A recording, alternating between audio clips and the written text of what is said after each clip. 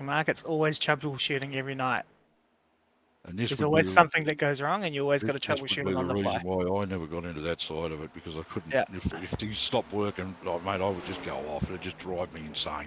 Yeah, this is why I know all this stuff, because I've had to deal with all this stuff before, because every night something goes wrong. Yeah, I mean, I've done a lot of audio.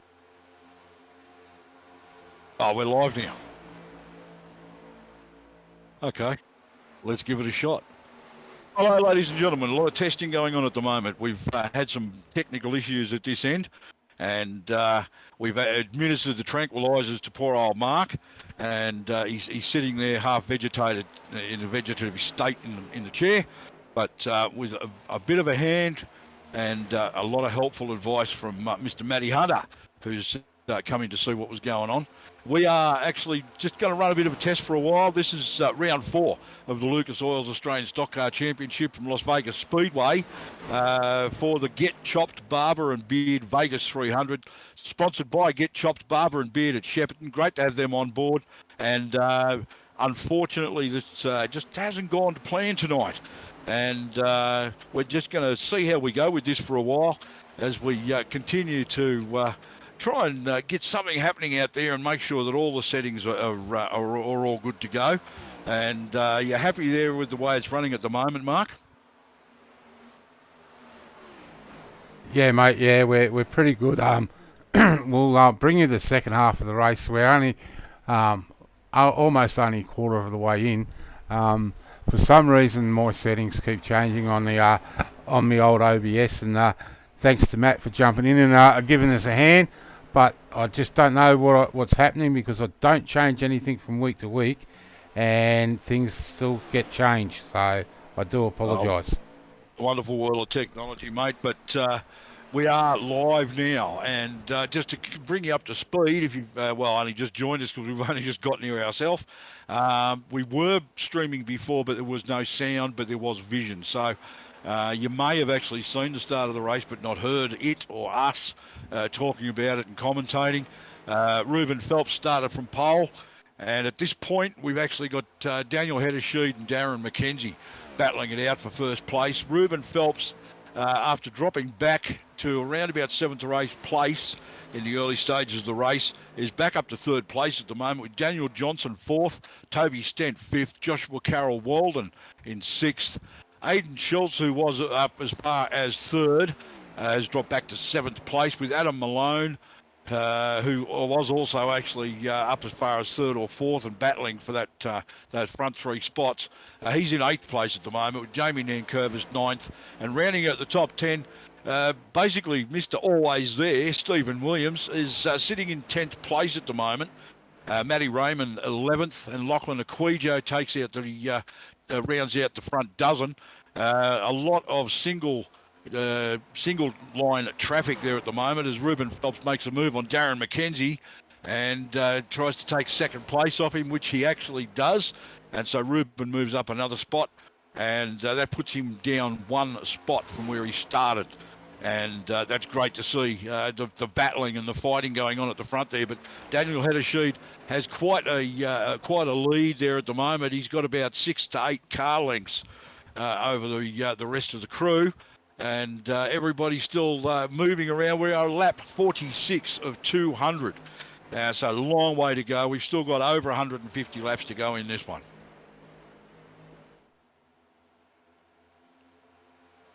And Mark taking care of the technical side of things there at the moment. And once again, thanks very much to Matt Hunter, who came in and talked Mark through the bit of this and a bit of that, and got everything working. It took a bit of reconfiguring and a couple of restarts, but we're there at the moment. And something I did earlier that you wouldn't have heard is send a call out to our mate Carl Wilkinson-Withy in hospital there at the moment. And he's gotten some things taken care of, and messages back and forth between he and I, and he's feeling improved over what he was this time last week. So that's great to hear.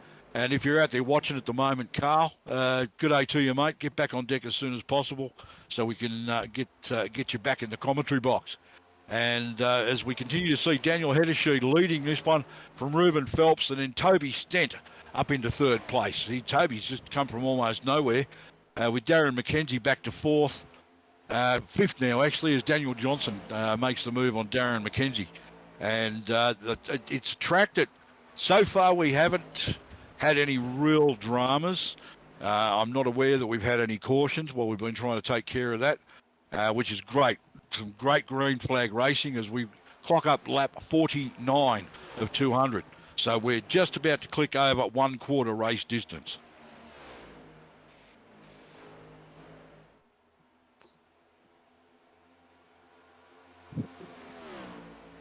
So by the look of it, Steve, we haven't had any cautions because no one's been in the pit lane, as you can see by the vertical ticker there. Yep. So it looks like we've been green. So we haven't missed a great deal in that sense, but we've missed a great deal of green flag racing. Yes, a lot of green flag racing, mate, and unfortunately these things happen. I mean, that's technology, but we're up and running now, and we'll just continue on and get the rest of the race under our belt for this week. So a few facts about this round from last year. The pole sitter was Edward Foster with a time of 30.375, and the race winner was in 2 hours 19 minutes, was Brad Newman, and he actually led for 116 laps of this round last year. The race track record goes to Brad Newman with a 30.358 second lap, and last year's race had 10 cautions and 6 lead changes. Well, the lead changes, I think we've got that beat because I think there's been a few of them, but we've no cautions so far. We've been running green for 52 laps now as Ruben continues to chase down Daniel Heddersheet, who's still got about a 3-car length about 3 car lengths lead there at the moment. And going back, there's a big gap back to Toby Stent and then Darren McKenzie, Joshua Carroll Walden up to 5th place now. So a lot of positional changes. And I think we've had a handful of lead changes, but Daniel, I think, has led it for quite a little while now, as he actually clocks up lap 53 out of the 200. And his last lap was a 31.427. So a flying lap, that one, for a race lap. Very, very good. As he continues to hold that lead over Ruben Phelps, who also holds a reasonable gap over Toby Stent. Toby is visibly closing that gap to Ruben. And then a big, big gap back to 4th place, which is JCW, Joshua Carroll Walden. Just a reminder, we are at Las Vegas Speedway, and this is the Get Chopped Barber and Beard 300, and it's sponsored by Get Chopped Barber and Beard Shepparton. So thanks very much for them being on board. A few other race facts that we've got here. There are 4 sets of tyres tonight. So there's the starting set plus 3 over the wall. They get 100% fuel, which is 20 gallons or 75.7 litres. The fuel window is somewhere around 55 to 60 laps. So expecting these guys should be coming in very, very shortly, as we've just clicked over lap 55 now. Pit speed limits 45 miles per hour or 72 kilometres per hour. And in order to actually claim the points and be classified for points in the championship, the guys must complete at least 50% of the race. So they've still got 44 laps to go before they can actually pick up any points. So anybody goes out in that period of time will not collect points, as we've got somebody just leaving the pits at the moment. I think that was 67. There's number 37 as well. And just looking to see who that is. Nathan Button. And just trying to see who number 37 is. But I'm not seeing it. Oh, that's interesting. I think you may have seen 87, mate. It's 87. Peter Grattan. 87. Yeah. So there's the first couple of pit stops already. As I said, 55 to 60 laps. So I expected to see some of the guys coming in, which is already starting to happen now. I'm probably expecting to see the leaders come in fairly shortly. So we'll keep an eye on that at the front of the field. Daniel Heddersheet continues to lead from Toby Stent, who's passed Ruben Phelps and pushed him back to third place. Stephen Williams up to fourth, with Daniel Johnson fifth, Joshua Carroll-Walden sixth, Matthew Raymond seventh, Aidan Schultz still hanging in the top 10 at number 8, Lachlan Aquijo up to ninth place, and Ross Cheatham rounding out the top 10.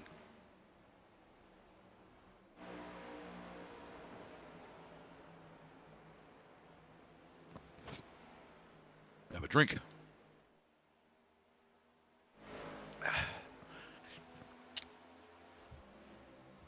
Okay, so we've got Daniel Heddersheet continues to lead this one. And we are expecting the leaders to start pitting any time now. That's lap 59. And we've already seen a couple of the midfield runners already come in and take fuel and possibly tyres, but we didn't watch those pit stops, so I don't know whether they actually threw some rubber on.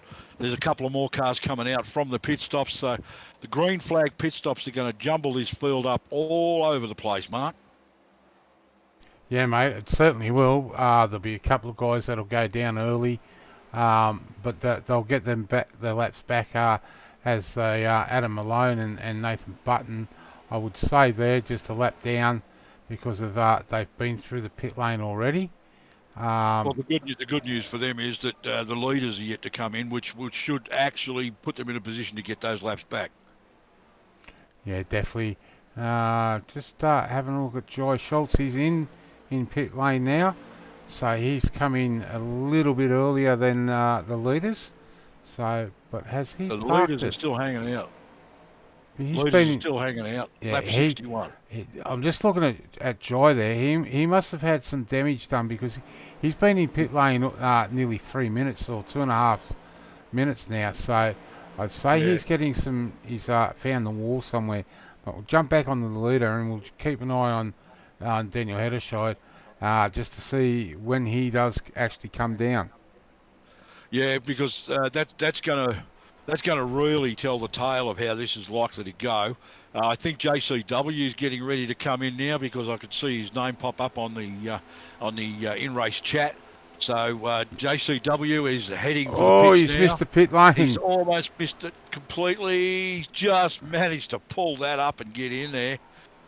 Just be interesting to see whether he gets a penalty for an unsafe pit entry on that one, Mark. He should be right because he made it back inside the commitment cone. So he should be okay with that one. But we'll wait and see as we watch him come into his pit stall. And Jamie Nankervis, I noticed in the pits there as well. So that's sort of that's certainly shaking up the field and the order at the moment. I think there's that Toby Stent coming into the pits. Yeah, that's it is. Toby. Yep. And Daniel Johnson as well. So that's Toby and Daniel Johnson both coming into the pits. And Daniel Heddersheet continues to circulate on lap 64. And it looks like he's slowing down now. I've got a feeling he may be coming into the pits. Yeah. And we've got the race leader into the pits at the moment. So he's actually going to give up the lead to Ruben Phelps, who's also into the pits. So that puts Matty Raymond. Stephen Williams out in first place at the moment, but I expect to see him in next time around. And Norman Clark on the race chat. Adam Malone. Yeah, we've got it's a gaggle of geese in there at the moment, Mark. Yeah, it'll be everyone in the pit lane, and Stephen Williams continues to circulate, so he's obviously confident with his fuel load. I'd say he's probably going to come in next time by, because I'm talking to the guys this afternoon. They said they definitely couldn't get any more than about 67, 68. So, well, on lap 66, Stephen Williams continues to hold on to the lead of this one at the moment. But we've got the other front, probably top 8, top 10, have all now pitted and re-entered the track as Stephen Williams rolls into the pit entry. So this is going to be very interesting to see if he can get in and out without dropping a lap, because we've just had Ruben Phelps, Mark Smith, Paul Drady and Toby Stent, Daniel Heddersheet, Ruben Phelps, Adam Malone, Joshua Carroll Walden. They're all out there circulating. Daniel Johnson, Matthew Raymond, Nathan Button, Aidan Schultz. I think Aidan's already pitted. Yeah, my timing now is showing only Mark Smith hasn't pitted in the 07 Lucas Oil's car. So Which I expect him to come in probably this lap. He's lifted the foot. He's not challenging that position. So Mark Smith now rolls in. And according to the information we've got, I've got Paul Drady in the pits and Mark Smith rolling in there at the moment, just at the pit entry.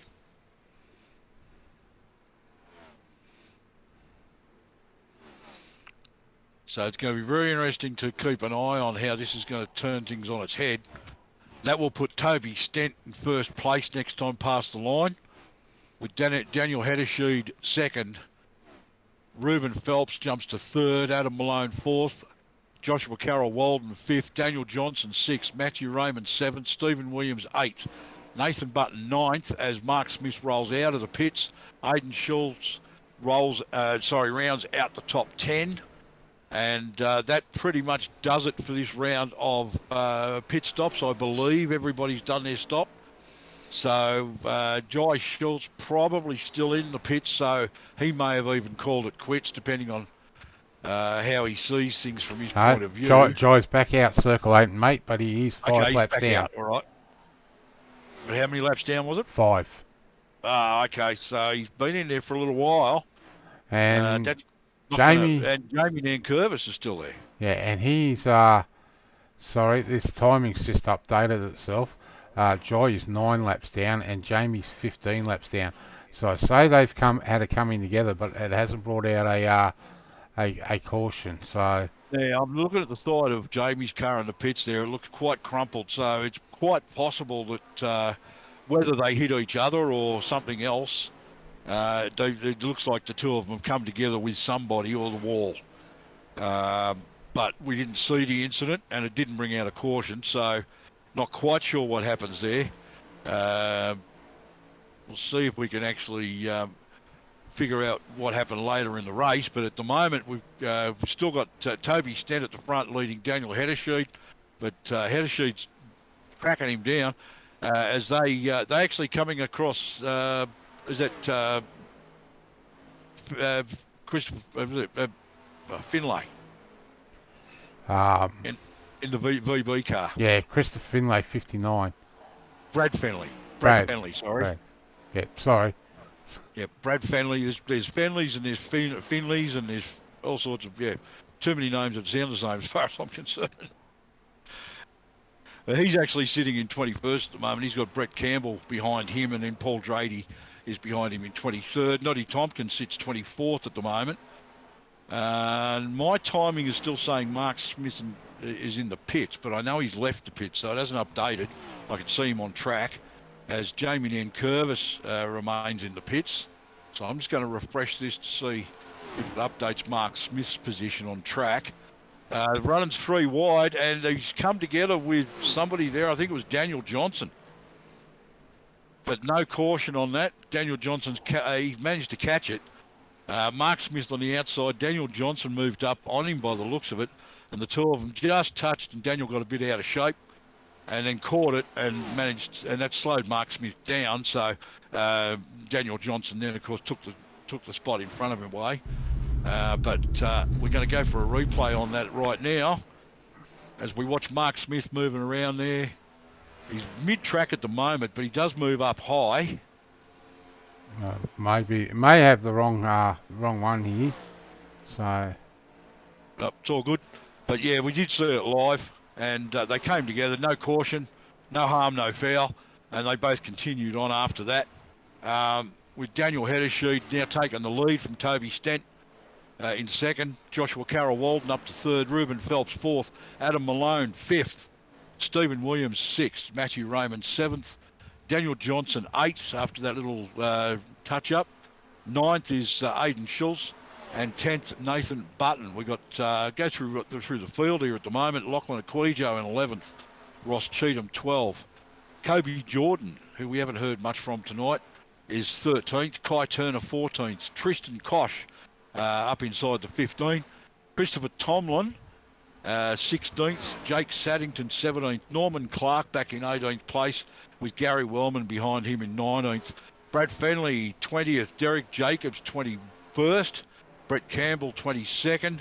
Noddy Tompkins, 24th. Darren McKenzie back in 25th. So that round of green flag pit stops obviously didn't do Darren McKenzie any favours because we haven't had a caution, which means it wasn't obviously a major incident on track. So he must have had some damage and he got that repaired and must have had a long pit stop because I can't think of any other reason Darren to be back there in 25th place. Mark Smith, 26th. Peter Gretton, 27th. Josh Schultz, 28th. And still Jamie Niankervis in 29th in the pits.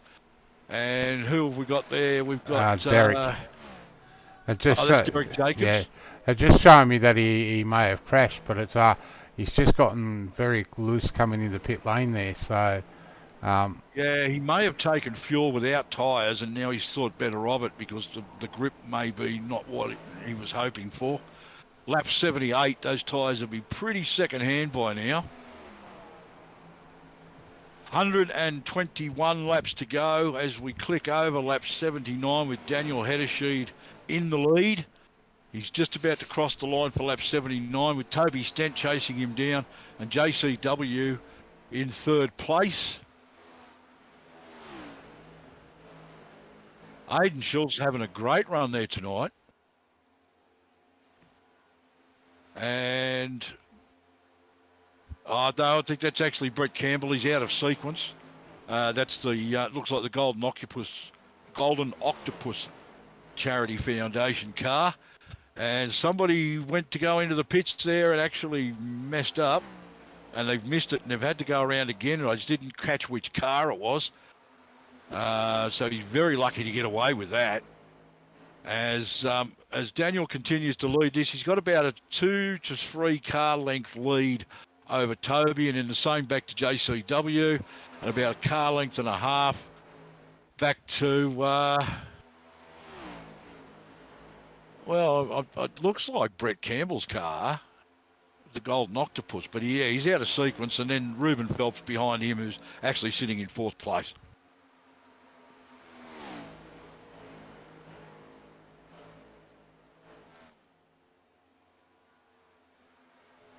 Sorry, folks, just having a bit of a drink. Very, very thirsty work here. And as we continue on with the Weekend Warriors Australian Stock Car Championship, and it's the Get Chopped Barber and Beard Vegas 300. And great to have Get Chopped Barber and Beard Shepparton. Good day to you guys down there. And great to have you on board as a sponsor. Just unfortunate that we didn't get the whole race in for you, but we're here, we're there, we're happening, and we've got it all going on at the moment. So if you tried to join us earlier and just had vision but no sound, we've got that sorted, and we've actually had to restart the stream as well as everything over at Mark's place, and get it happening again. But it's working now, thanks to Matty Hunter. And we got that sorted out, so we're able to bring you the last 150 laps of the race. 83 of 200 at Las Vegas Speedway in Nevada. And I don't have the track conditions available at the moment, but I'll get onto those and let you know what it's like, because it's quite hot out there and the track is very loose. As it actually, the temperature of the tyres is it's really the key at the moment.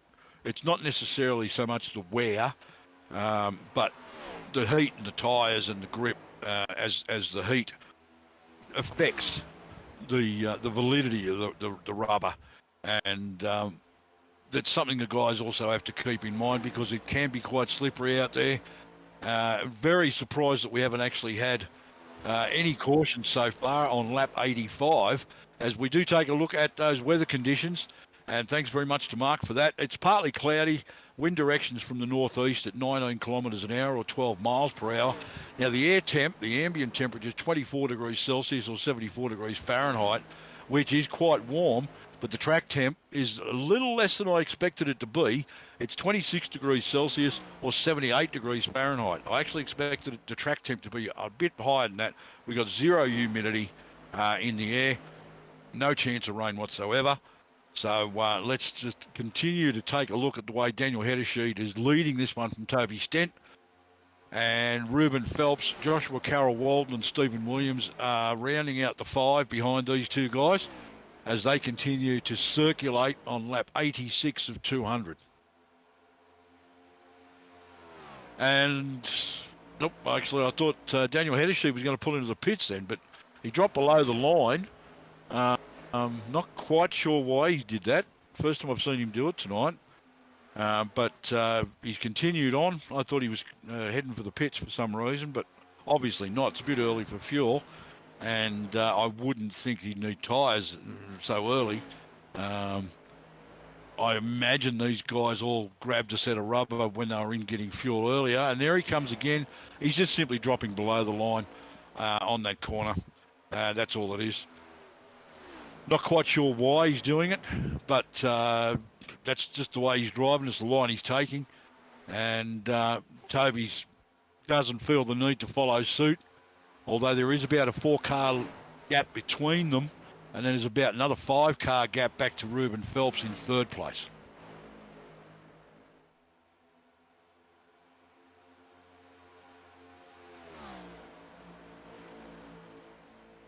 If I sound a little bit funny from time to time, ladies and gentlemen, it's because my tongue's rubbing against a broken tooth. So if my voice goes a little bit odd and I sound like I'm having trouble talking, that would be the reason why.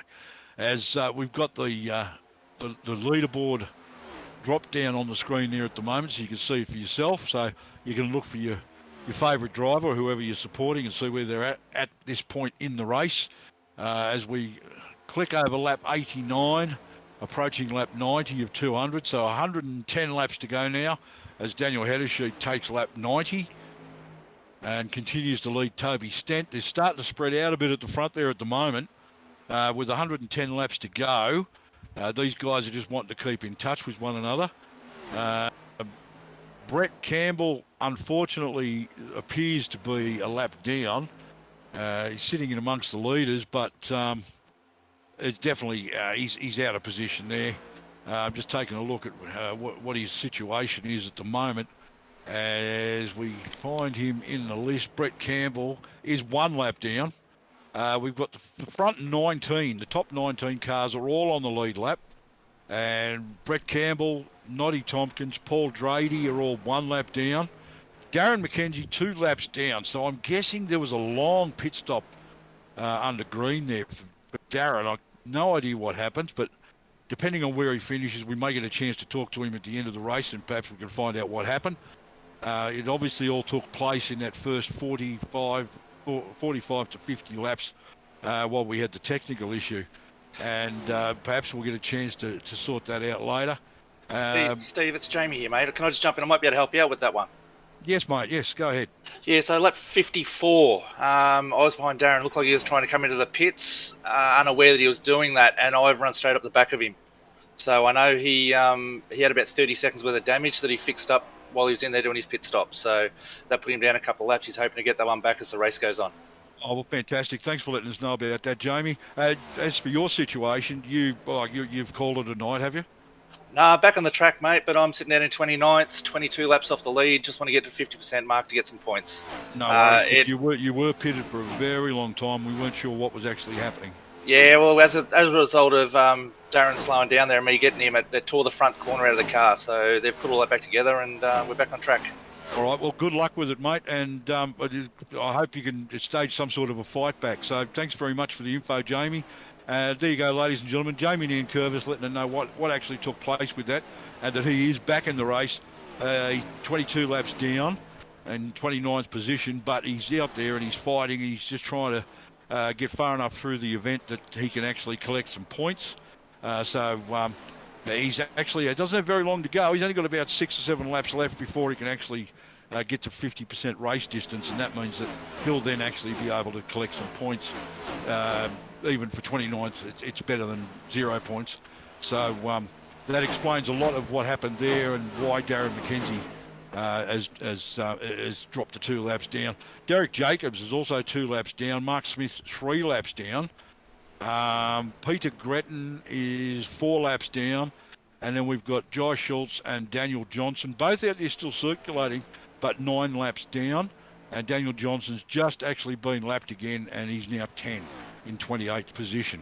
But leader of the race at the moment continues to be Daniel Heddersheet, with Toby Stent in second, Ruben Phelps in third. And at just about the midpoint of this race, that is your top 3 at the moment. Stephen Williams hanging in there for 4th. Joshua Carroll Walden rounds out the top 5 at this point of the race in the Las Vegas. It's all right, I've just gone completely blank and had a seniors moment. The Get Chopped Barber and Beard 300 from Las Vegas, Nevada. This is the Australian Stock Car Championship Weekend Warriors as we continue to bring you this one. And last year's pole sitter, Edward Foster, not in this one tonight. Pole sitter tonight was Ruben Phelps in the 06 car. So a great start to the night from Ruben. And he's currently sitting in 3rd place. So good things yet to come from him in that situation. As we continue to just watch the way these guys are circulating. The field is very spread out at the moment. So we've got back markers and guys who are 1 lap down, 2 laps down, mixed in with the guys on the lead lap. And we've got about 18 or 19 cars still on that lead lap. And you may have just gotten a pop-up message saying we are back live. We have been for quite a while, nearly 50 laps that we've actually been back live after our technical issues. But that's all been sorted out, and it was a sound issue. We had video but no sound, but that's been sorted out now. And if you've only just joined us, we are at just about the halfway mark, lap 99 of 200. And I think Daniel Heddersheet, our leader, is about to take the line to click up lap 100. And if you can hear that sound, I'm very sorry for that. That's pop-up messages with notifications about this very coverage, funnily enough. Yep, so there you go, lap 100. We are 50% the way through. So with that, we may end up seeing a couple of guys dropping out. They've actually reached the point where they can collect points for the position they're in. Some guys are going to persevere on. If they're only 1 or 2 laps down, or even 3 laps down, I don't see the necessity to drop out at this point, where they can still improve their situation. And if we do have a caution, of course, whoever's actually lead car on the first lap down will get lucky dog, and they'll get back on the lead lap. So that's the fight that some of those guys are actually now pursuing, trying to get back on that lead lap. Because although you may get someone like Darren McKenzie, for instance, who he sits a long way down the field in 23rd position, he's 2 laps down. So if he can actually get back on the lead lap, that situation will change. He's 23rd because he's 2 laps down. If he gets back on the lead lap, he could automatically be somewhere in the top 15. So there's no points for that. It's a championship. There are points involved. The points for persevering and improving your spot is very important when we get towards the tail end of the championship. So you'll see the guys fighting for that, and guys who are able to, like Darren McKenzie, will fight on. And as I said, Brett Campbell, 1 lap down. Sorry? Oh, we're on board with Brett Campbell at the moment. Sorry, yep. The voice from beyond got me there for a minute. I wasn't quite sure what he was saying. But we are on board with Brett Campbell at the moment. He's chasing down Joshua Carroll Walden. Brett is 1 lap down. So he's still fighting to maintain that spot. And if we get a caution, he actually is the first of the 1 lap down cars. So he'll actually, he should get lucky dog, which will put him back on the lead lap, which automatically should advance him up the order to somewhere in the top 12 or 15, because he'll automatically be a lap up on the second half of the field. So there's Jamie Nankervis making room for the leaders to get through as Brett Campbell continues to follow JCW, and Josh and Kai Turner in front of him, and he's also out of order at the moment. And just taking a look at where Kai is at the moment as far as laps down is concerned, he's actually 2 laps down at the moment. So he's also battling to try and pull the laps back in the hopes of a decent reap of points at the end of this towards the championship.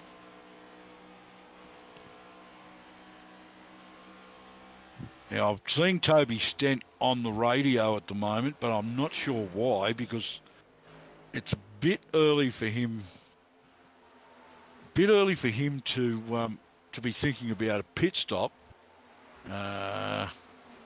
as he follows Daniel Hedersheet, unless he's talking to the lap cars that he and Daniel Hedersheet are about to catch up on.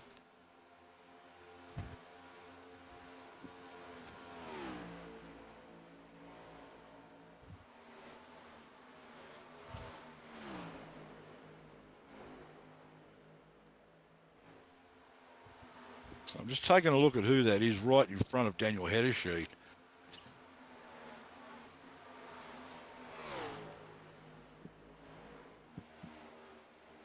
But we're on lap 107 of 200 at the moment, so we've got about 92 to 93 laps to go.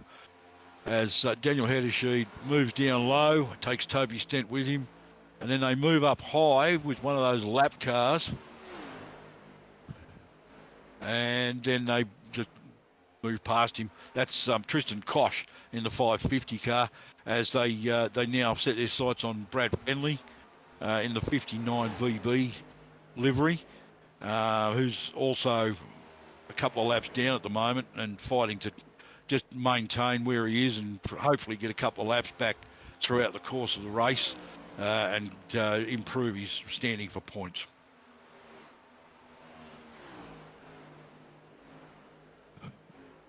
Take a drink. Don't mind me.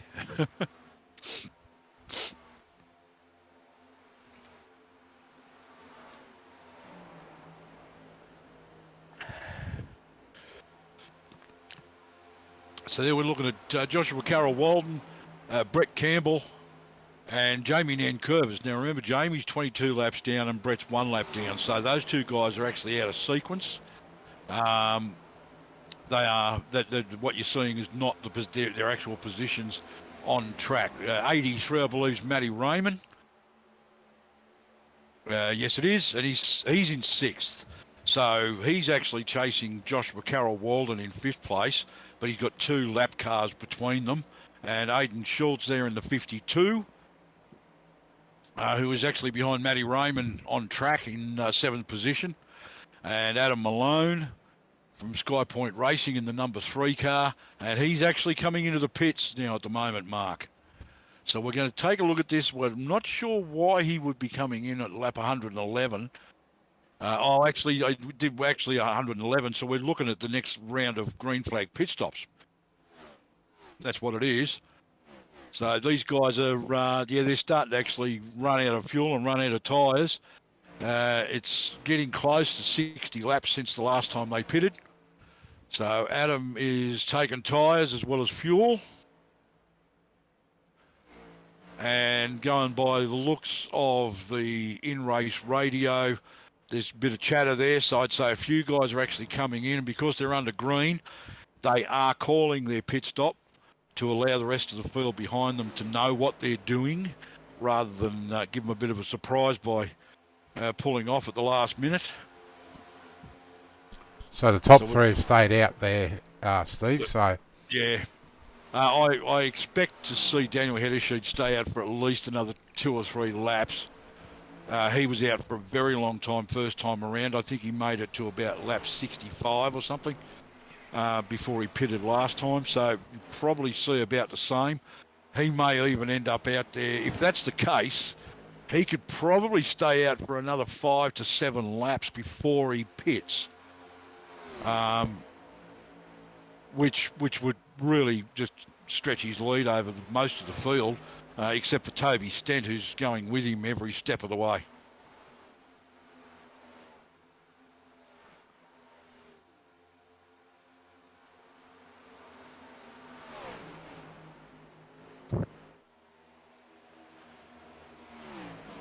And we've got the Monster Energy car there. I think that's Kai Turner, is it? Yes, that's correct, Kai Turner. Yeah, oh, that's a dangerous move in between first and second place. He's playing with fire there at the moment, Kai Turner. He's got Daniel Heddersheed and Toby Stanton, the lead of this race, and he's just sliced straight between them from the outside of the track to the inside of the track. I'm sure the leaders of the race really wouldn't have been too appreciative of that move, but why, I don't know. I'm not seeing that Kai needed to do that because he didn't pit this time around. But, yeah, I'm not quite sure there. Toby Stent on the inside. He's making a charge for the lead. Side by side with Daniel Heddersheed. And they've got lap cars all over the track in front of them. So this is going to be very interesting to see what happens here.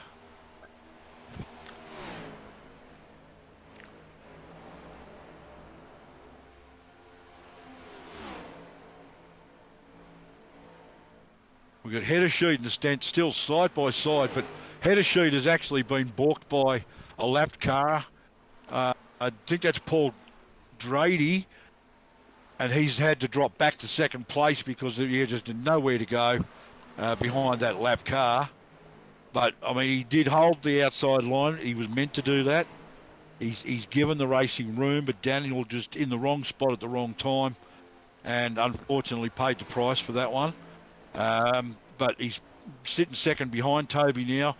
Both of these guys I expect to pit in the next few laps. We'll just have to keep an eye on how this goes. With Toby in front of Daniel now, it's going to be very interesting to see who can pit and get out and maintain or take the lead back.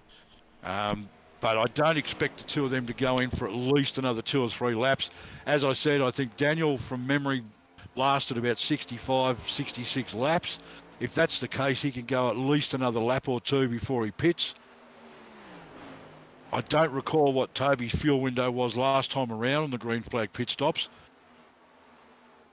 But he still maintains the lead on this one ahead of Daniel Heddersheed as they both have to deal with the lap traffic. And that lap car holding to the outside there to give them racing room.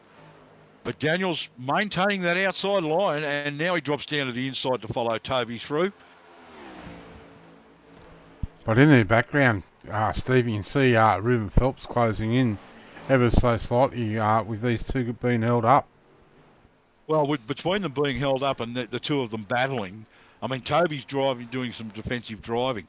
And what that means is that they're concentrating on each other, and all Ruben's got to do is just catch up with them. So he's not really under much pressure at the moment. He's got lap cars in front, lap cars behind.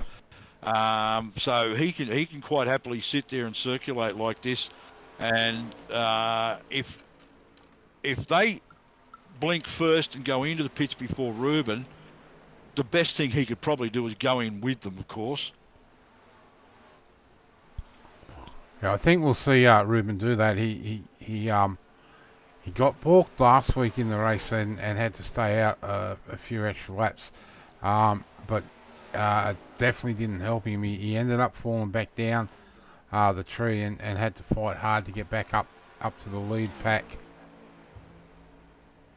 Yeah, so he's continuing behind the lapped car at the moment, but there's also maybe a lapped car, but there's also a certain amount of draft there, and that's advantageous to Ruben at the moment because Toby and Daniel are not really getting away from him.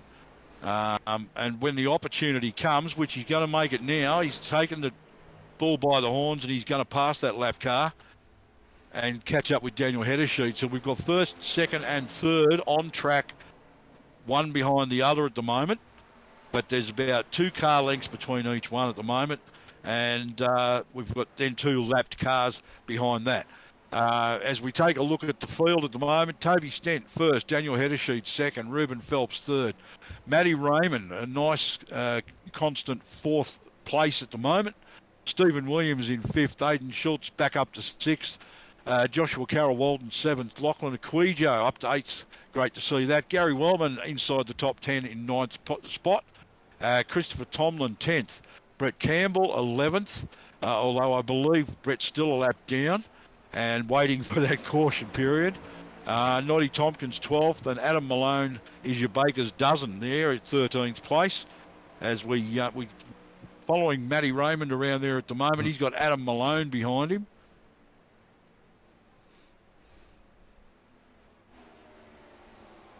Oh, actually, no, that must be Noddy Tompkins. Sorry, and he's got Adam Malone behind him.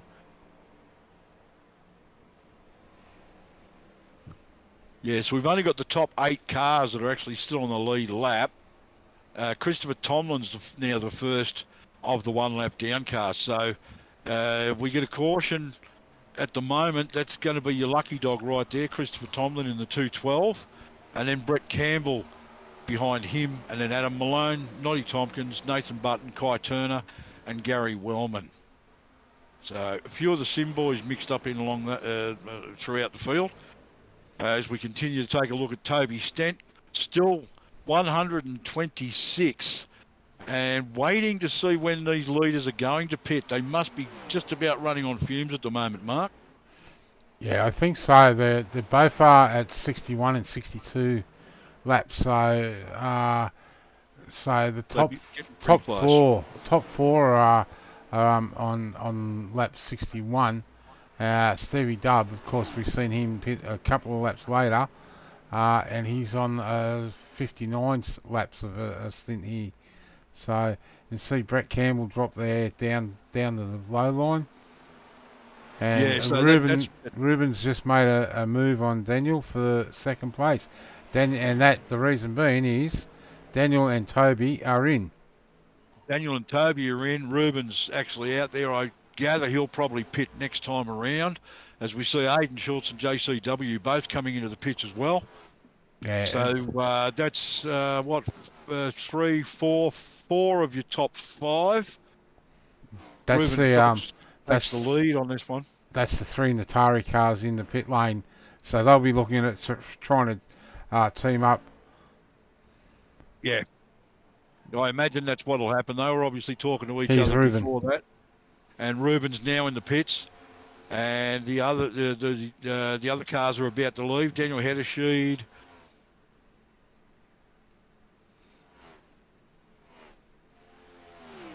Stevie Dubb staying out for another lap.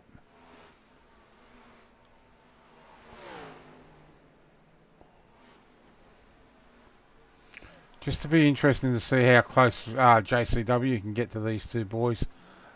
Just might jump the cameras back on the JCW, and he's still in pit lane, so he's now been in his box, in the lane. So he's obviously got some damage repaired, because he was in the box for 44 seconds.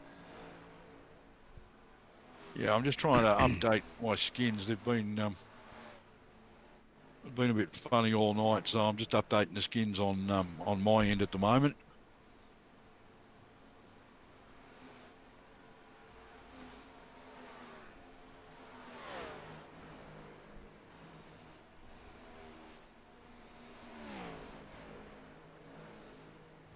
So a little bit of a technical issue at my end. Sorry, ladies and gentlemen. Seems to be the night for it, Steve. It's a big night for it tonight, isn't it? No idea why my skins hadn't updated. Well, actually, the desktop PC, I don't normally have training paints running, unfortunately, so that's my bad. I should have thought of that before the race started, but only just occurred to me. But yeah, just waiting for that to update. But on the live stream, we got looks like Steve Williams is coming into the pits. So yep, the number 98 now into the pits. That one there for the live timing. Here we go. So Stephen Williams has just given up the lead to, I believe, Toby Stent, with Daniel Heddershield second. Reuben Phelps third. Nathan Button has moved up to 5th, but he's probably yet to pit. Then Adam Malone, who we know has pitted, is sitting in 6th.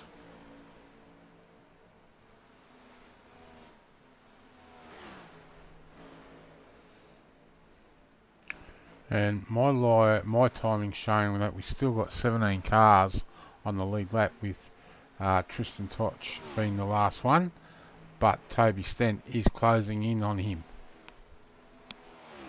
Yes, this round of green flag pit stops is actually putting a lot of the midfielders and guys towards the back there. It's putting them back on the lead lap, but a lot of those guys are probably yet to pit, and if they have to do it on the green, they'll go back down another lap again. So it's a little bit of a game of 2 steps forward, 1 step back, unfortunately, for those guys. Just seen the message. Just seen the message from Carl. Yeah, you may be right there, Carl. It may have been a speeding penalty for JCW as he came into the pits for that last stop. Yeah, could be. So good day, Carl. How are you, mate? Why aren't you wearing a headset and doing this on your laptop via wireless? It's good to know you're sitting there and you're watching anyway, mate. Hope you feel well, and the pain is still where it was the other day and improved. It's we just want to see you get better, mate. So get better and get back on deck. We know that everything's good with you. So thanks for watching.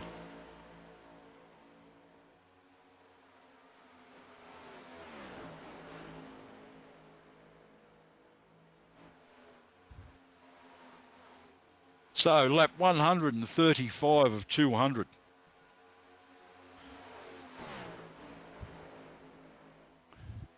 Weekend Warriors, and this is the Get Chopped Barber and Beard Vegas 300, sponsored by Get Chopped Barber and Beard Shepparton. So good day to all the people in Shepparton that may be taking a look at this, either live or on replay, and good day to the guys from Get Chopped Barber and Beard. I can tell you, Steve, if you want a good close shave, they do a good old flat razor shave there. Oh, do they? Don't see that very often these days, do you? No, very old school shop. So it's good to go get a haircut there. Well, unfortunately, I'm not driving from Canberra to Shepparton to get one, but otherwise I'd try it out. But yeah, I don't know whether yeah, it's a long time since I've seen anybody use a straight razor for a shave. But yeah, these days it's all done on electric shearers and stuff like that. So good to see that some guys out there are still keeping the tradition alive at least. Unfortunately, mate, it's not a guy; it's a female. Her name's Mel, and she's old school.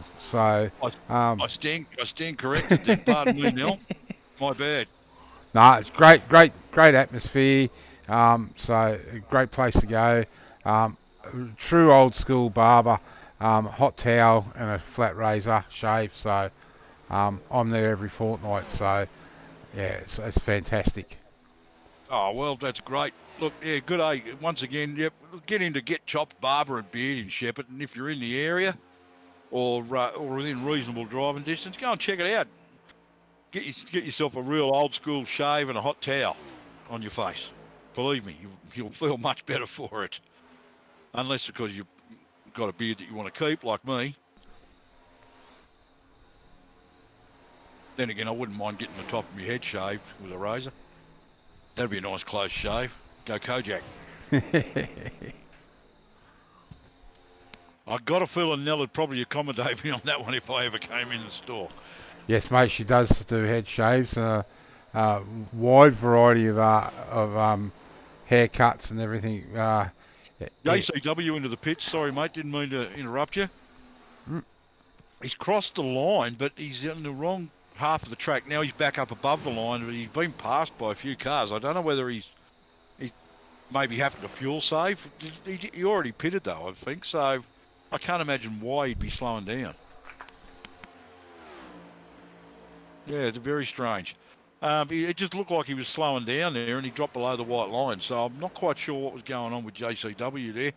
But Toby Stent continues to lead this one. He's still got some lap traffic in front of him. Daniel Heddersheed, second. Ruben Phelps, third. Matthew Raymond, fourth. Nathan Button continues to round out the top five. Now, Nathan's come pretty much from nowhere in this race, and he's made an absolute fist of it when his opportunities have come along. So that's just fantastic stuff. Adam Malone, sixth. Lachlan Aquijo, seventh. Aidan Schulz, is 8th, and yes, it is Schulz, regardless of what it says. We've had a long discussion about that. Kai Turner in 9th. Stephen Williams rounds out the top 10. And good to see Norman Clark on the bubble there in 11th again, and knocking on the door of the top 10.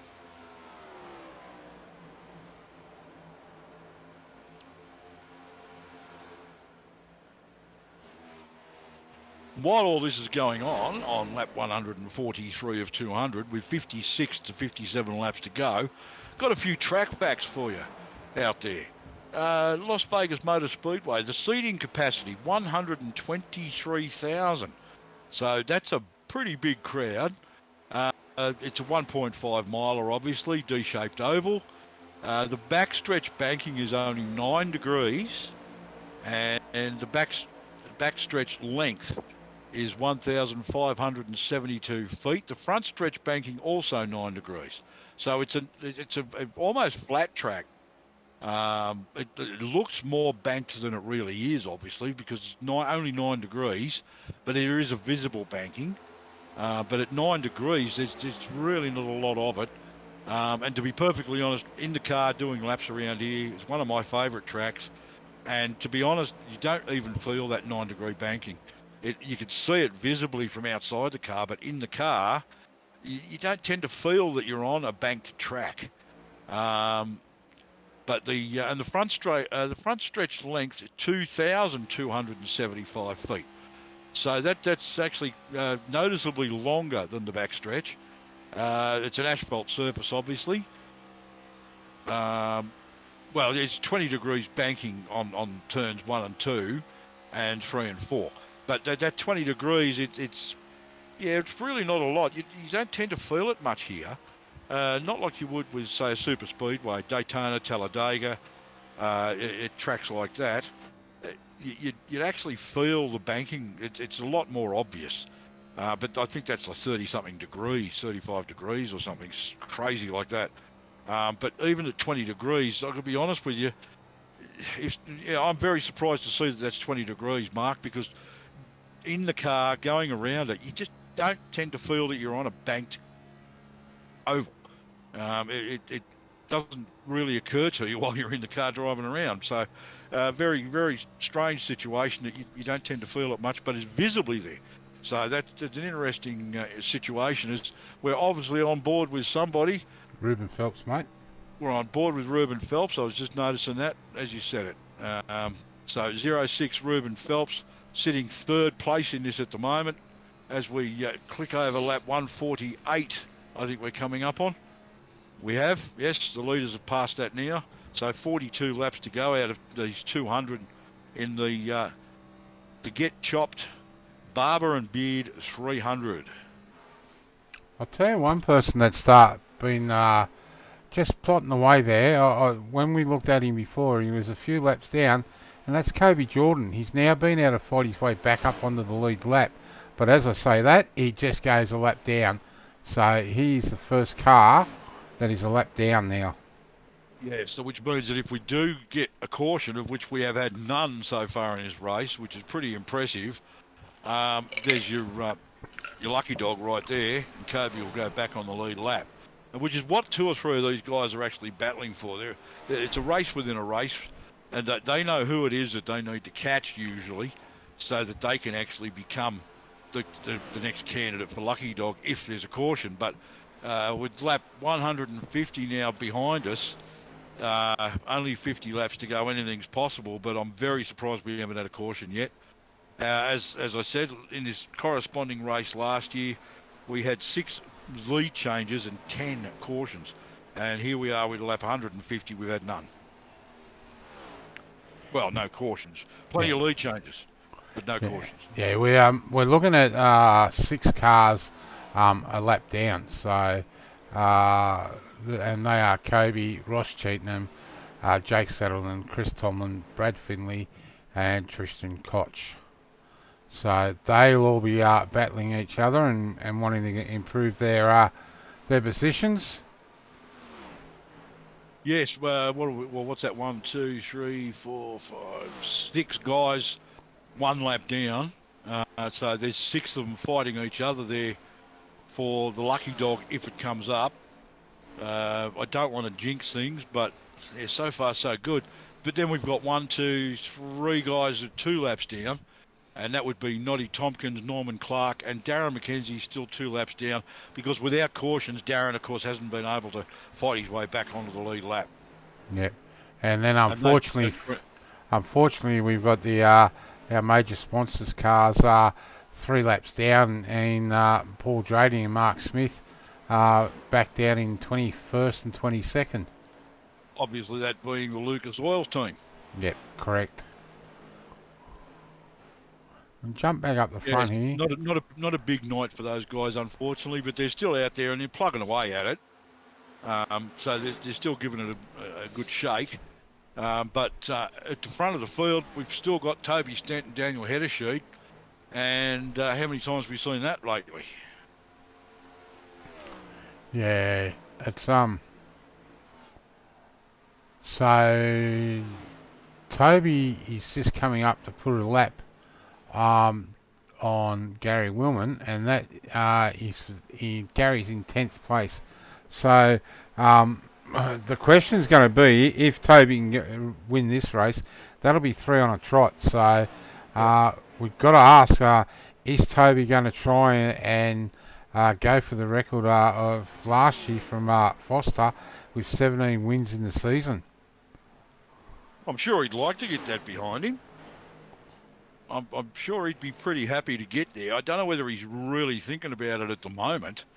I think he'd be happy to take it race by race and just win by win. If he actually gets to the point where he's able to get anywhere close to that, I'd say he'd be a pretty happy guy. Yeah, just checking the retirement, Steve. It looks like we've only lost 2 drivers out of the race, and that's the car 44 of Daniel Johnson, and our only American in the field tonight, Derek Jacobs. So, unfortunately for Derek. That's unfortunate for both guys, because Daniel Johnson was in the early stages of this, while we were having the technical issues, while we still had video. Daniel Johnson was he was really towards the pointy end of the field. So to hear that he's actually retired at some point, that's pretty unfortunate. Although that was 71 laps ago. So he's been out of it for quite a while, but I've no idea why, because he was running quite strongly in the early stages.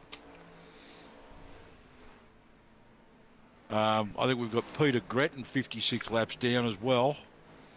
And as you said, Derek Jacobs, the American contingent. So that's very unfortunate. Jamie Nankervis, I've got to admire his staying power. Jamie's out there 34 laps down, 35 now. Or maybe he's only just pulled the plug, because I did see him still circulating just a couple of laps ago.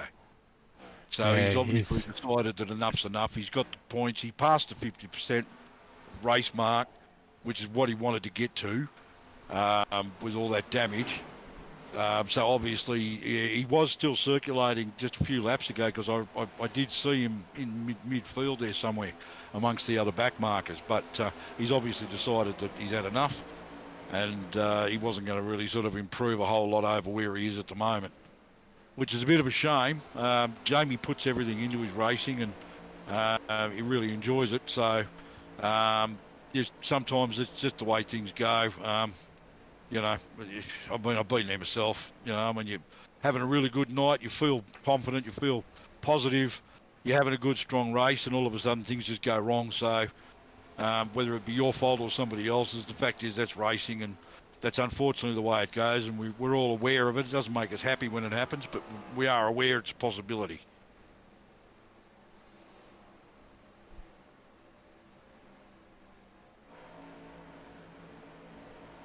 As we take a look at Brad Fenley at the moment, the number 59 VB car.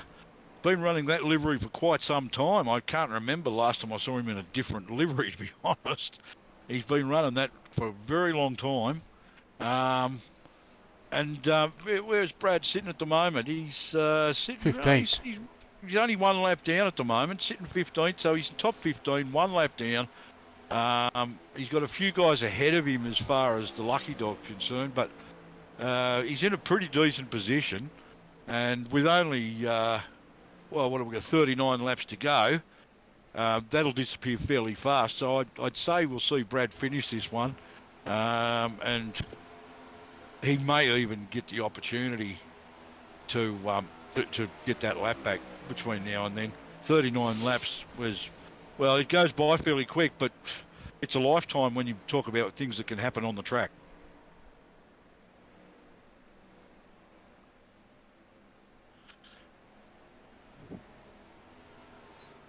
And with lap 162, we start to see guys coming in. There's Gary Wellman into the pits, and I saw Adam Malone on the radio, so he may be looking at a pit stop as well. And this will see the guys through to the end of the race, because this will give them fuel and tyres to the end. And I'm pretty sure Adam Malone's going to come in, and there he goes, drops below the line. So this is going to be the start of this round of green flag pit stops. All green flag pit stops, all green flag running so far in this one tonight, folks. And Adam, strangely enough, took a very big lead up to the pit entry. He didn't wait until he actually got to that side of the track. He was below the line very early. So unless he's very low on fuel, that's a bit strange. He may have just got down below that line, Steve, to get a nice flat surface to apply the brakes. Could have been, but yeah, it's also, after 160 plus laps of racing, I know he's not an old fella like me, but there's always the possibility fatigue starting to set in, and thought he was at a different part of the track that he was actually at. Who knows? Yeah, sometimes it's easy to, you pull off thinking I'm going to pit, and then you realise you're actually in the wrong part of the track. So it's not that hard to do when you've been concentrating for 165 laps. As we take a look at Matty Hunter, Mr. Sheen is out there and keeping it clean. Yeah, it's just number 83. He's worked his way up in the 4th place. So we've under 50 laps to go. He's in a great spot.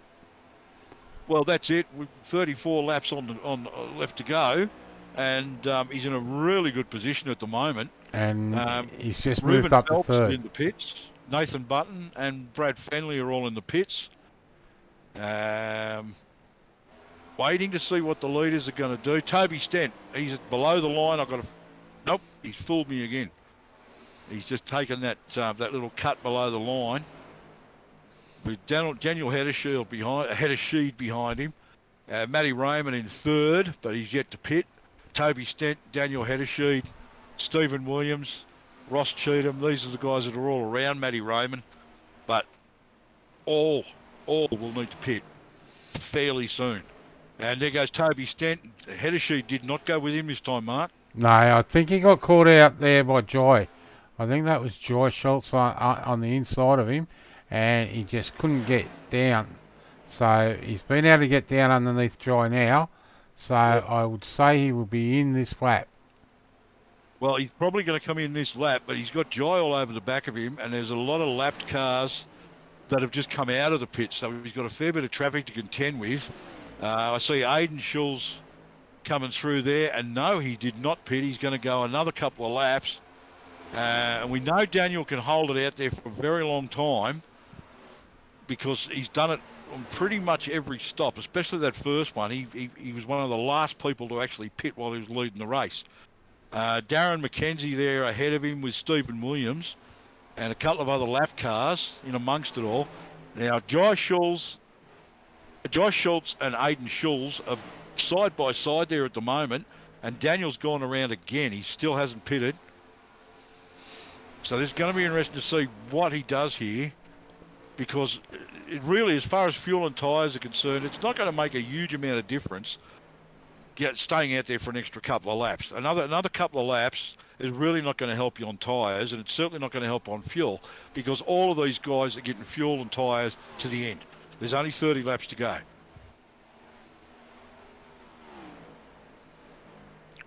So it's now showing me the only person, there's only 2 cars on the lead lap, but this will sort itself out once this round of pit stops is done. And that's Daniel Heddersheed and Matty Raymond. Everyone else is a lap down at the moment, but as I said, it will sort itself out once. Daniel's gone around again, so he's still not looking to come in for the pits just yet, and he's on the outside of Brad Fenley. So if he's planning on doing it this lap, he's not going to get the chance.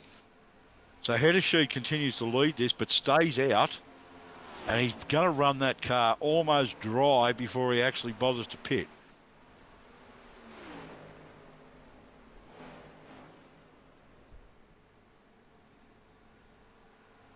So he's clear. He's behind Fenley, but he's clear of him now. So it's going to be interesting to see whether Hedersheed decides that this is the lap to come in. No, he's carrying too much speed. He's going again. Nope, he's not taking the line to the pits. So Daniel Hedersheed, very happy to just stay out there and continue to circulate.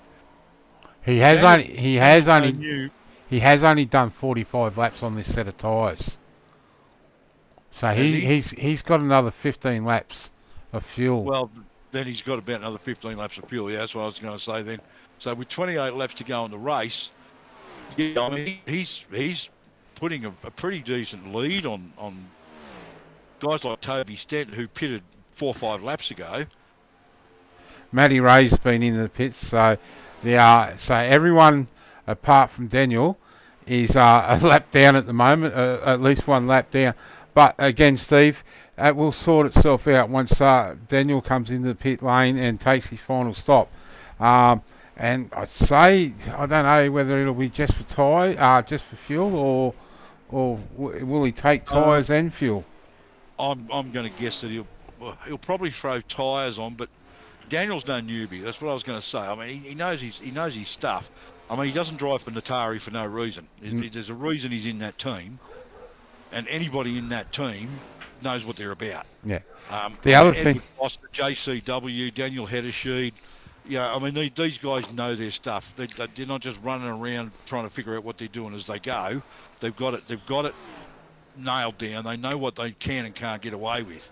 So what he's doing at the moment is just simply just keeping everybody at bay because he's the only car on the lead lap. The other thing he may choose to do, again, I don't know what side tyres hurt. He may just try and take that right side and a splash of fuel just to get him home. Well, it could be. I mean, if let's see, he's probably got about 8-9 laps of fuel left in the car, so that puts him under 20 laps to go. And if he throws fresh rubber on, he can absolutely go nailing, like hammer and tong. He can absolutely flog this thing stupid for that last 15 to 18 laps. And he's not going to worry about fuel. He's going to have fresh tyres on, so he's going to have speed. He's going to have 10 to 12 laps less on his tyres than everybody else, which is going to give him a real advantage towards the end of the race because everybody else has done their pit stop. And nobody's going to go in with 15 laps to go just to get tyres and put fresh rubber on it. So what you're probably going to see is Daniel going in at the last possible minute, and then he'll just drive the wheels off this thing with fresh rubber under it and be the fastest car out there. And if he gets lucky, he can even do it without giving up the lead and still end up being the only car on the lead lap. So it's going to be very interesting to see how he finishes this one. Yeah, definitely. We might have a look at shortly at the best lap of the race to see if we've got anywhere near last year's record. Well, what I'm interested in at the moment is where Toby Stent and Stephen Williams are physically on track. Because if he's actually got half to 3/4 of a lap on them, as far as the gap is concerned, no, there's Toby Stent about 15 car lengths back. So he won't have the gap to pit and come back out and maintain the lead. He'll give up the lead when he pits. But when he does, it'll put everybody back on the lead lap. Yeah, he'll it depends if he can get it back out in front of Toby. So it's about a 34-second stop. If he's taking tyres, we're looking at probably about 30 seconds, yeah. So and there's Toby there. He's catching him. As we just see, I think is that Kai Turner into the wall. He's brushed the wall and gotten a bit wobbly there in the Monster car. Is that Kai Turner, I think, in Monster? Yeah, Yes. yes, it is. And now Daniel Heddersheed, race leader, is in, which will give up the lead of the race to Toby Stent with 21 laps to go. And has Daniel left his run too late? That's the question. Because he's now just given up the lead. So Toby Stent, Ruben Phelps and Stephen Williams will all advance forward to be your top three. Lachlan Aquillo's up into the top 5. So this will put all those guys back on the lead lap. He's taken tyres. He's taken just enough fuel to get it to the finish line, I think, because that was a very quick stop for tyres. So Toby's just taking the lead now. Well, with fresh rubber, Daniel is going to absolutely drive this thing like he stole it. Yeah, but he's got some bit tough competition in between him and Toby.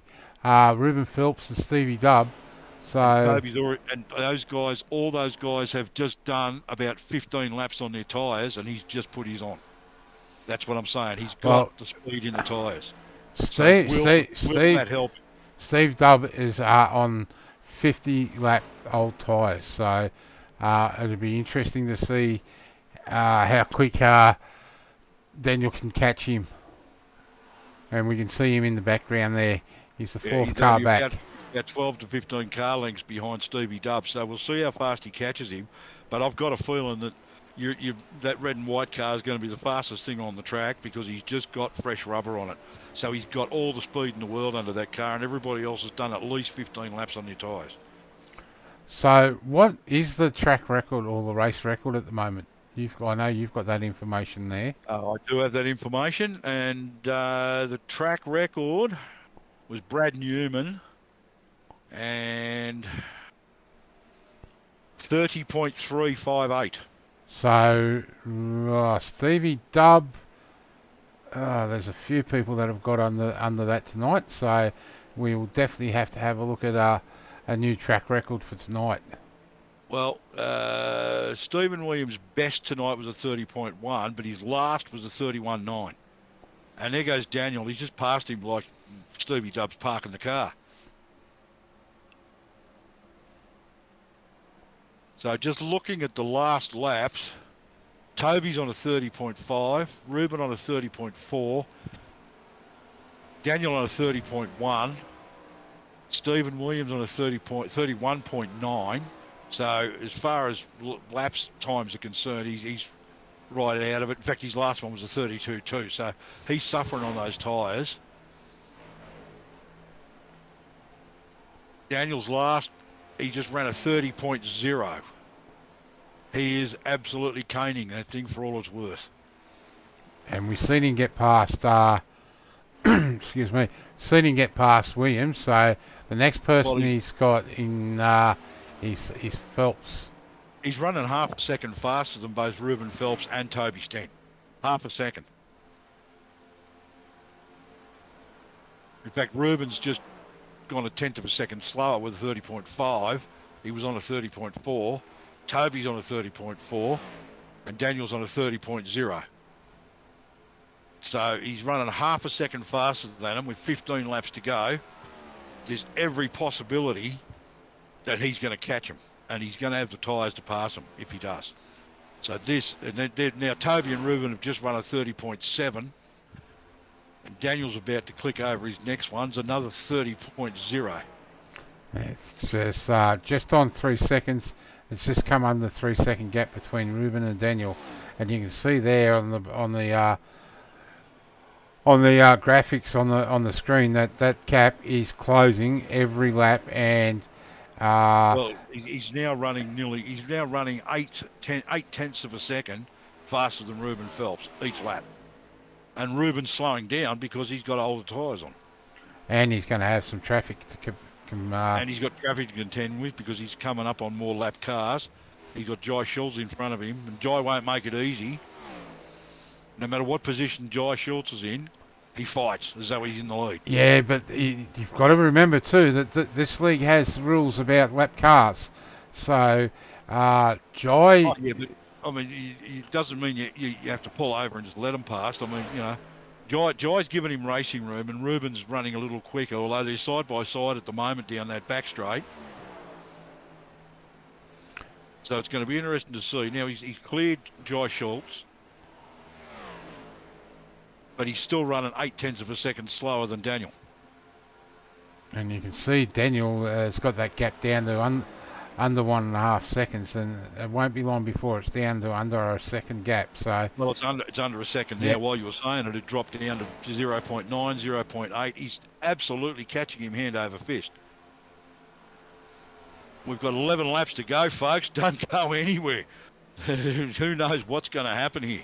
We've got third place running down first and second, hand over fist. Daniel Hedersheed has absolutely run his strategy to the razor's edge here, and he's running nearly he's got the gap down to 0.2, and he's running nearly a second faster than the guy he's chasing, and he's right all over him, and he's passing him now. This is the difference in the tyres. Ruben will be driving the wheels off that thing, but the tyres are nearly 20 laps old, or even more. So now he's passed Ruben Phelps. He's into second place, and Daniel Hedersheed goes off after Toby Stent. And Toby will be fully aware of this, and he'll have one eye on the road and one eye on the gap. So and the gap is 1.5 and dropping like a stone in a pond.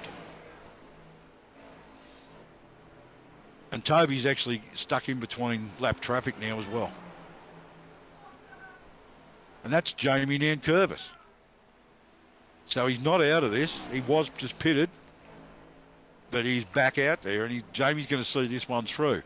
But Toby's managed to clear, what is that, Gary Wellman? Yep, Gary Wellman and Jamie Nankervis, who are both lapped cars.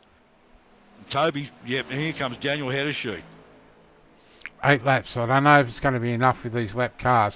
I know Daniel won't get any hindrance from Jamie, as the Black Arrows team work closely with Natari, but I don't know. Just in the general run of things and the way that the race goes, he's just got these 2 lapped cars that he's got to contend with, and Daniel's not going to do anything crazy, and these 2 guys are not going to do anything stupid.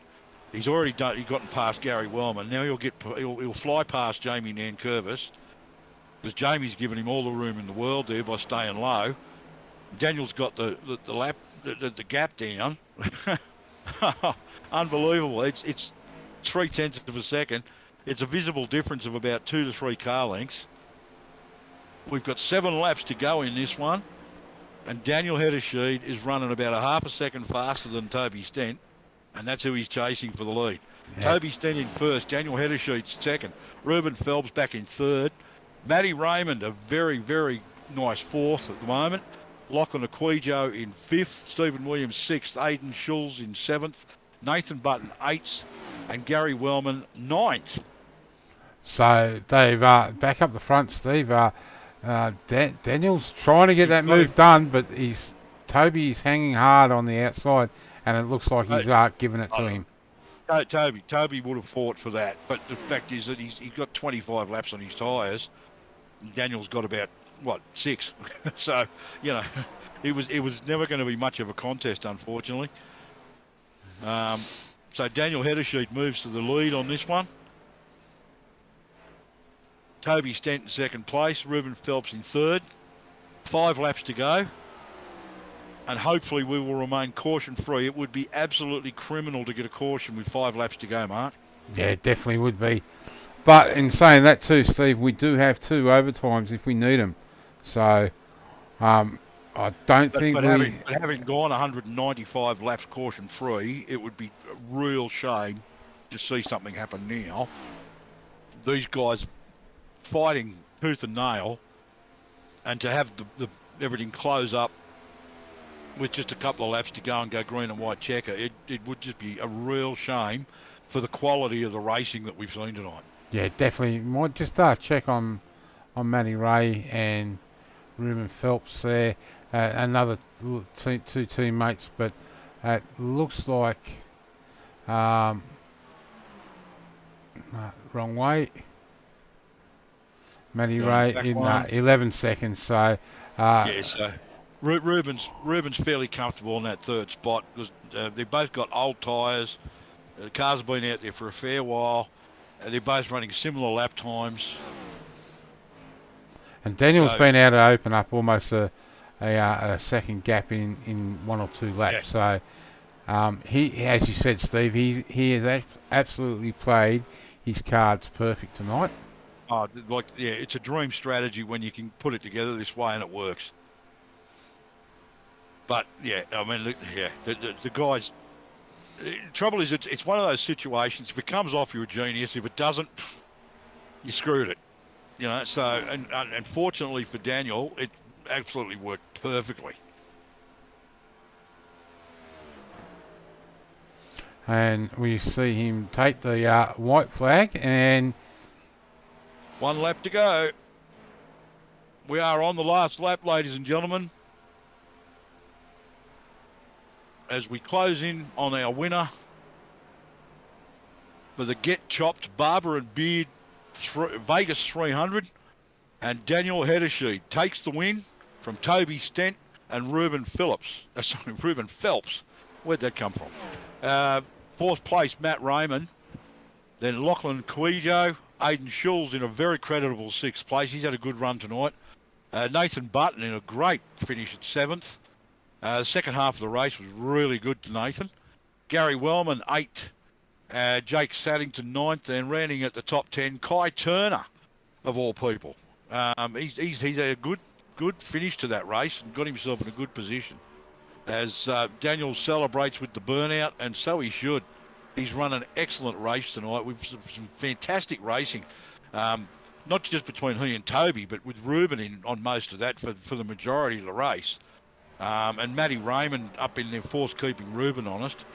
But that strategy and the way that Daniel finished that race was, it just doesn't get any better than that. No, definitely not. Why he's finishing off his burnout, which he's done. Might check the results, mate. Yep. I'll let you do the honours. Alright, so home first, Daniel Heddersheed. Second, Toby Stent. Third, Ruben Phelps. Fourth, Matty Ray. Fifth, Lachlan Urkleo. Sixth, Aidan Schultz, which is a good run, as you said, for Aidan. Nathan Button in 7th. Gary Wellman in 8th. Jake Saddington in 9th. Norman Clark in 10th. As we go over to the next page, we got Kai Turner, Kobe Jordan, Ross Cheltenham, Brad Finley, Stevie Dubb, Christopher Tomlin, Tristan Koch, Paul Drady, Darren McKenzie, and Noddy Tompkins in 20th. And then rounding out the field with a little bit mixed up here. So some people have probably got some penalties for post-race here. I'd say Mark Smith 21st, Josh Schultz 22nd, 23rd JCW, 24th Adam Malone, 25th Brett Campbell, 26th Jamie Nankervis, 27th and not completing all the laps. He's done enough to get points. Derek Jacobs, and non-finishers would be Peter Grattan and Daniel Johnston. Yeah. So, so as I said at the start, 29 cars, not the biggest field that we've had for a round in the championship, but it promised some good racing, especially at this track, Las Vegas. It's very seldom that you don't get good racing at Las Vegas. As I said, I've been in races at 15 cars, and just the racing's just been fantastic from a driver's point of view. I couldn't tell you about a spectator's point of view, but 29 cars around here has certainly provided some great racing tonight, and we were fortunate enough to get the technical issues sorted and see 150 out of the 200 laps. So excellent stuff. Great work from you and Matt Hunter to get that problem sorted out, and it was great to actually take in that last 150 laps, and especially those closing stages. Pretty exciting stuff, mate. Yeah. Well, mate, we've got the top 3 in the green room. I'll pull up our third place getter, Mr. Ruben Phelps, and I'll let you do the interview. Mr. Phelps, how are you tonight? Yeah, pretty crazy, wasn't it? Congratulations on third place, mate. Look, you're towards the pointy end there for pretty much most of the race, if not all of it. I mean, you started from pole, so that was obviously a great way to start.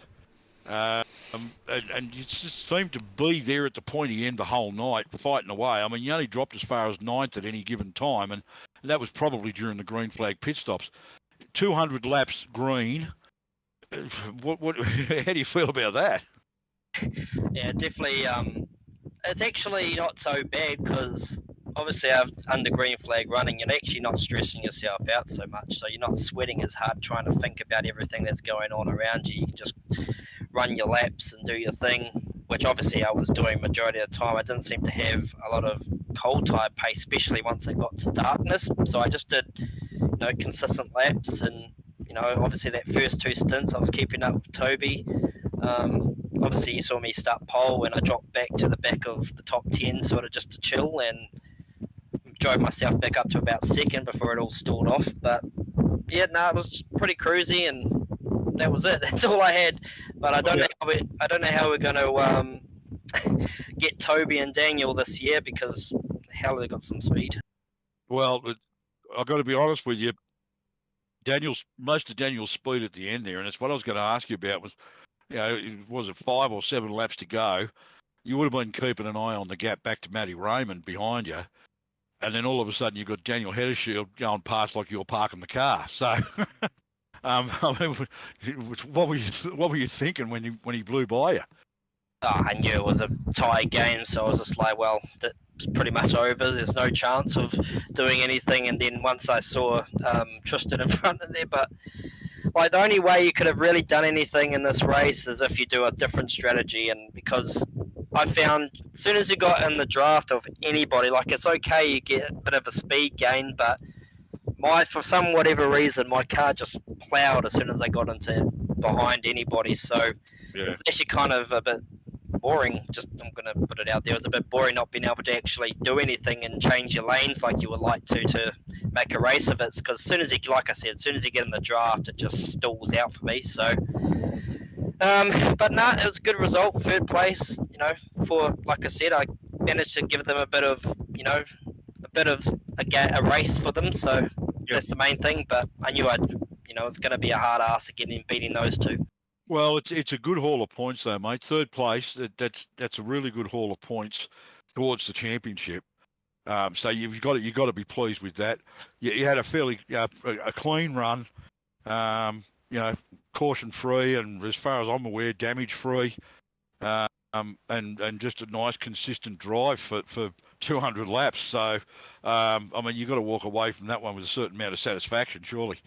Oh, exactly. Well, last week I forgot about the whole qualifying scenario, and I thought it was just, lose 1 point for not qualifying. I didn't realise, all the rest of the bonus points are not going to be added from that scenario. So qualify, guys, because you get all the bonus points.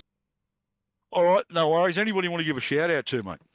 Well, I've got to shout out SRM for, bringing me on the team, and we had a very strong night tonight with Maddie and Lockie getting, I'm not sure where Lockie got, but I'm pretty sure it was a top 10 or some sort. And he was in the top 10, yep. Yep, and of course Maddie Ray and Noddy for finishing the race, which is good. He apparently fell asleep a couple of times in the race, so luckily it didn't cause anything.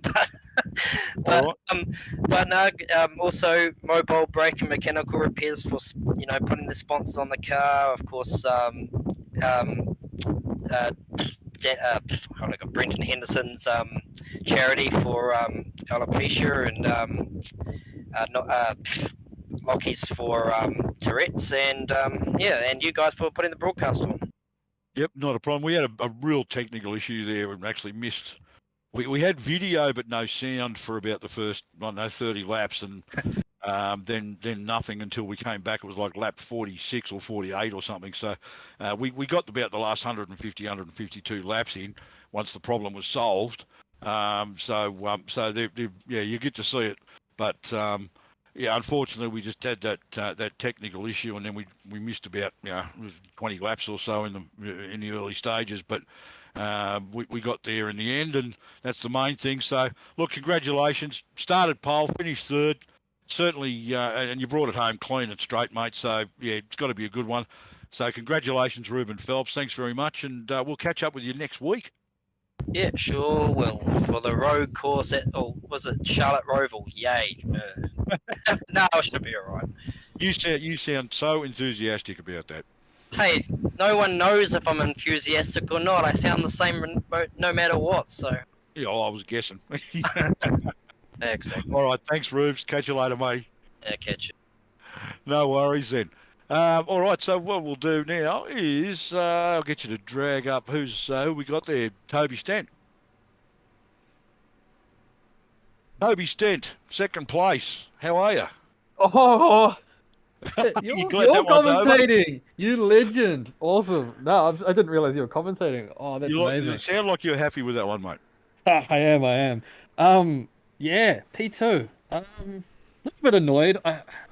My second to last pit stop, my fuel switched off halfway through filling up the car, and I don't know why. Don't know if I screwed it up or something. So I came out with half a tank. So I got forced into pitting early. I would have ran with Dan and pitted late, but I got forced into pitting early, which sort of we wasn't thought that was a great. little bit strange because we actually thought from the other angle actually that Daniel didn't go in with you. But because we weren't aware of how early it was you were pitting and the reason behind it. So it never really occurred to us that there was a problem there. Yeah, I guess Ruben and Lockie pitted about the same time too. So it was we were sort of talking about because we're not we're not actually a team. We forgot to sign up for a team this season, and we're kicking ourselves for that. But we were sort of thinking like if someone goes early, then the second place car would cover, so at least one of us would win. And then the way it happened, and I only had half a tank coming out the pit, so I was like, oh shit. And luckily, it was enough that I could get the fuel at the end and not be short, right? So it wasn't too much of a disaster, but they probably cost me that little bit at the end running with Dan. But obviously, we were running together all night, nip and tuck on pace, so that's cool. I'm stoked for him. Either way, getting second's good for the championship points, and stoked for Dan. That's awesome. He started 14th and finished second. And you were running in the top three, except for the green flag pit stops, pretty much the whole race. 200 laps green. And as I said to Ruben, look, you've run at the pointy end all night.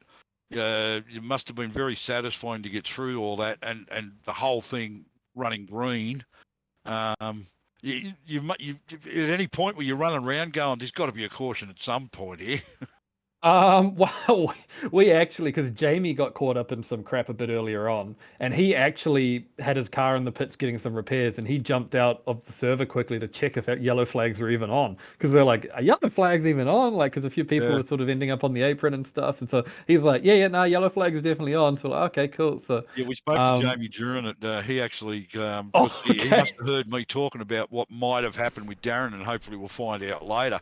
And the next thing I know, Jamie's appeared in the commentary booth, and so I can tell you what that was about. So and apparently it was just the two cars trying to, I think Darren was trying to enter the pits, and Jamie was too close to him and gave him a tat up the rear, which put Darren in the pits for a while and put him a couple of laps down. So that's what it was we were wondering about. But of course, Jamie's copped a bit of damage at a couple of different times of the race tonight. The whole side, right-hand side of his car's stoved in. So he spent quite a bit of time in the pits fixing damage tonight. So that's where that sort of strategy fell over. No, he had the time, so he did actually finish the race. He was going to make it to 50%, get the points, but he did actually, I believe, finish the race. We kept seeing him in the pits for very long times and going, oh, well, that's it. He's decided he's done. Next thing we know, he's still circulating. So, good old Jamie. He's out there and he's having a crack, and that's the main thing. But look, as far as your race is concerned, you've brought it home straight.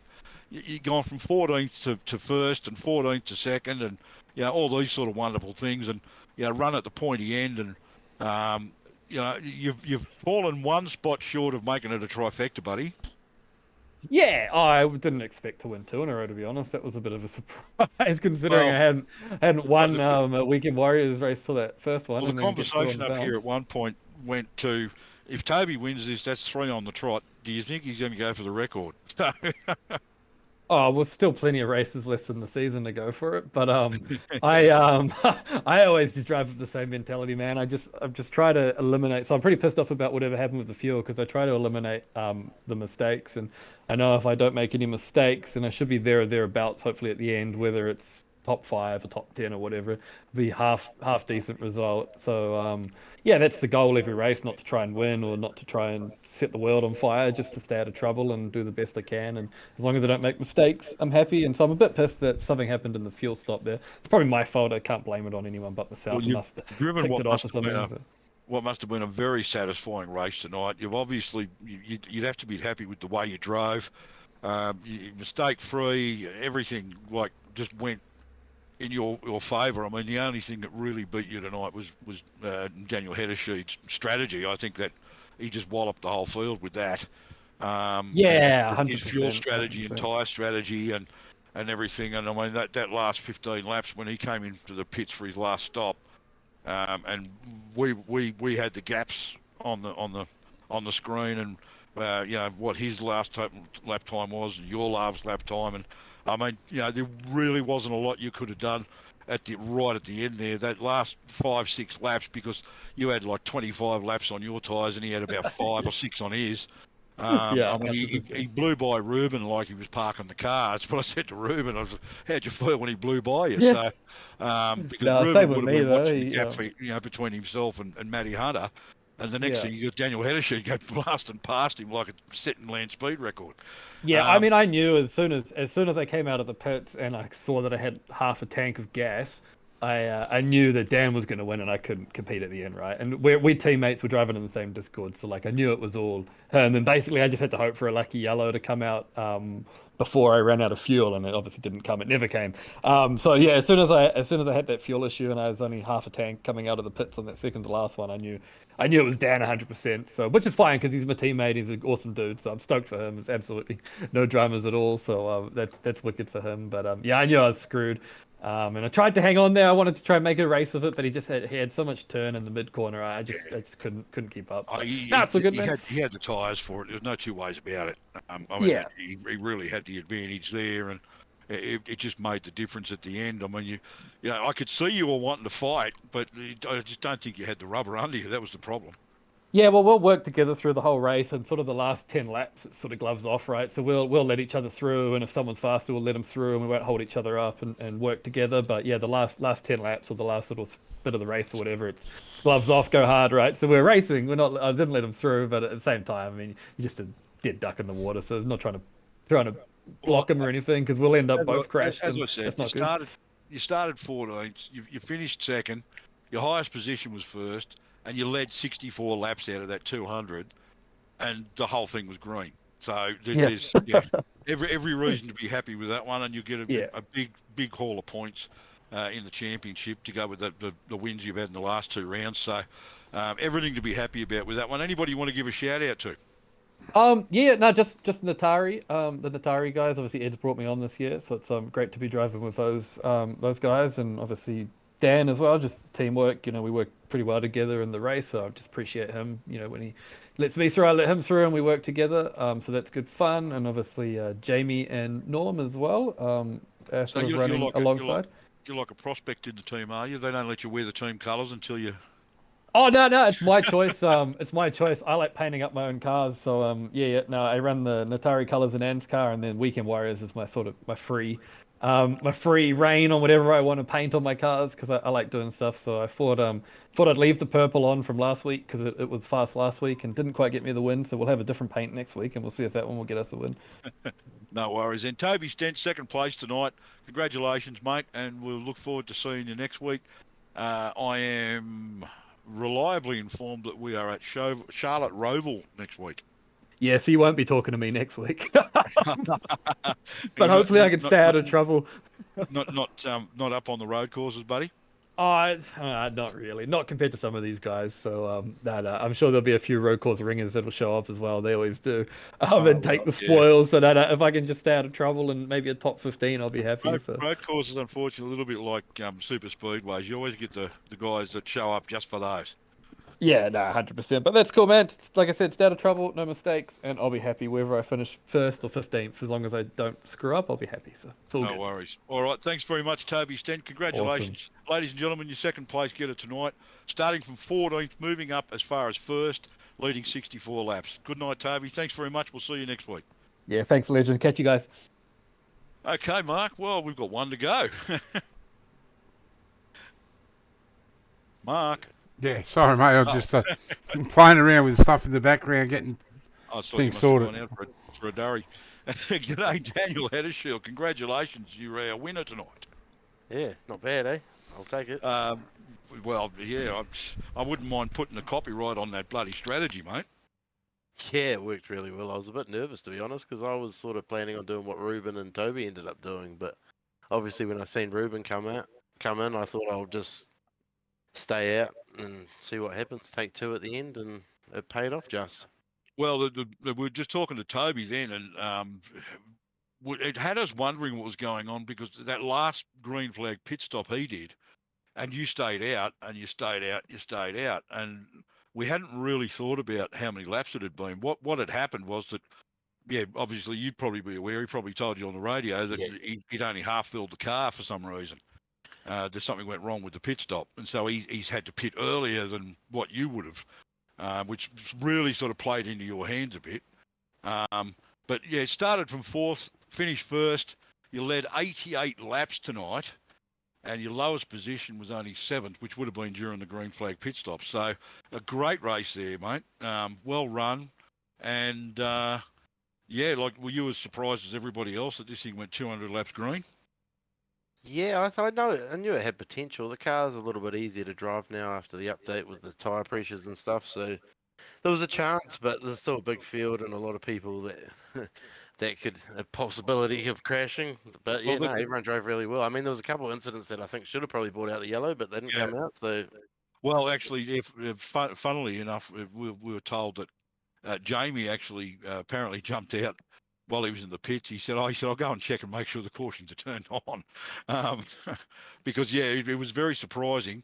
Las Vegas is like that, though, mate. I mean, you've raced here so many times, you know just as well as anybody else that this track, you can either have 10 or 12 cautions or none. There's just no way to know.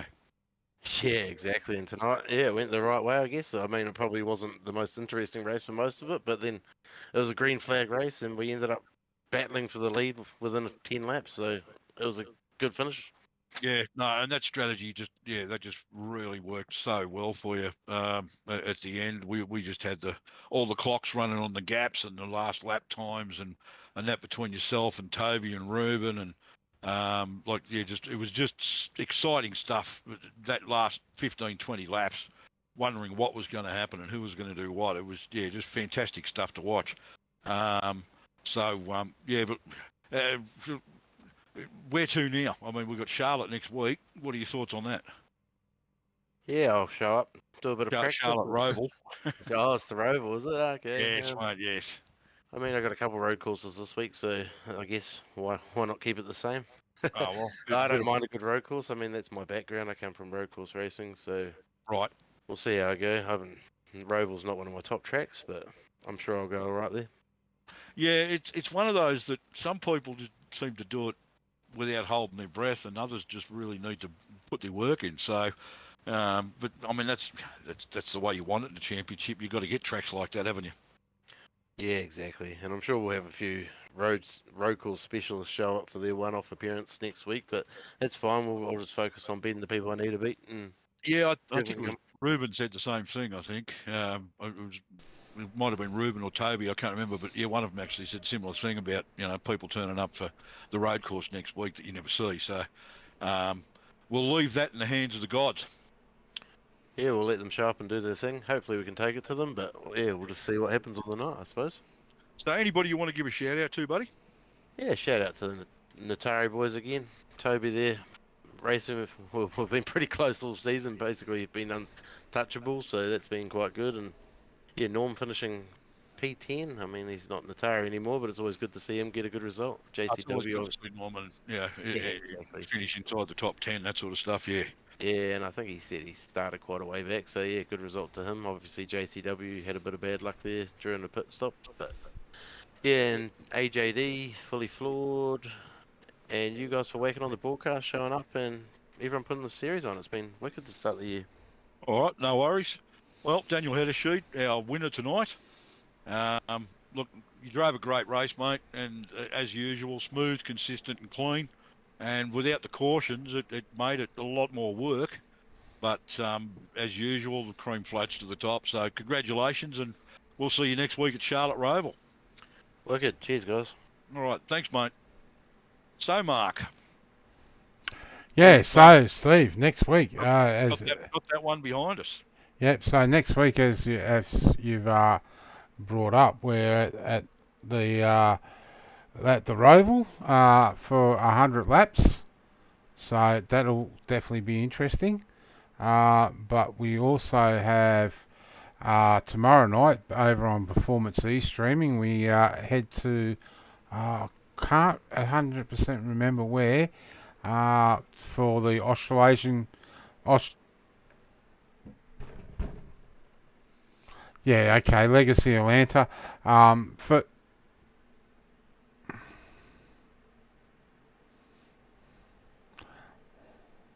yeah, so the Australasian Super E Series on Performance E streaming.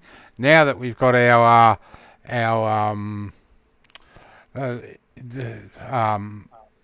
problems sorted out, we're back here on Monday night for the ASCC trucks. Yep.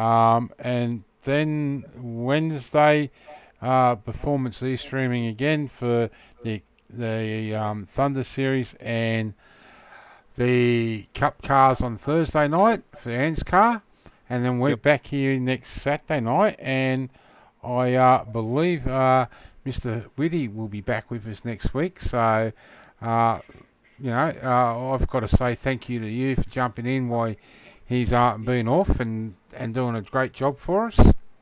Well, no worries. It's not a problem at all, mate. I was only too happy to help and give our old mate, our little mate Carla, a chance to do what he had to do and sort out the things and get rid of that pain. I mean, he's been in a lot of pain, and something a lot of people don't realise, he's been going for months now with some fairly serious back pain that's required surgery. And so when you hear him on the broadcast for the last several months, and I mean several months, that's what he's been going through. He's been sitting in the chair and he's been doing it, and he's been doing it several times a week through that back pain. And believe me, that's not a situation that most people would ever want to be in or get through.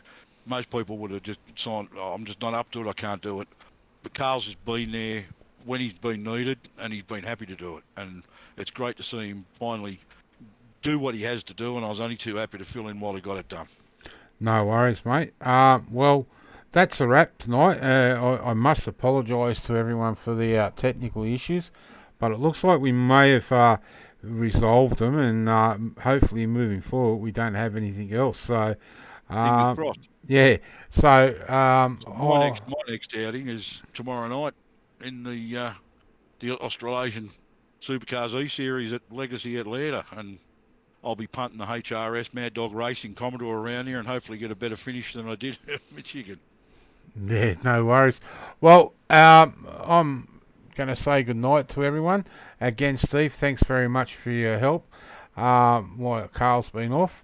So let's hope we can see you tomorrow night, everyone, on Performance E streaming from around, I think it's about 8 o'clock tomorrow night for the Australasian Super E Series, and then back here on Chequered Flag on Monday night for the ASCC trucks. So I'll say good night and thanks for tuning in.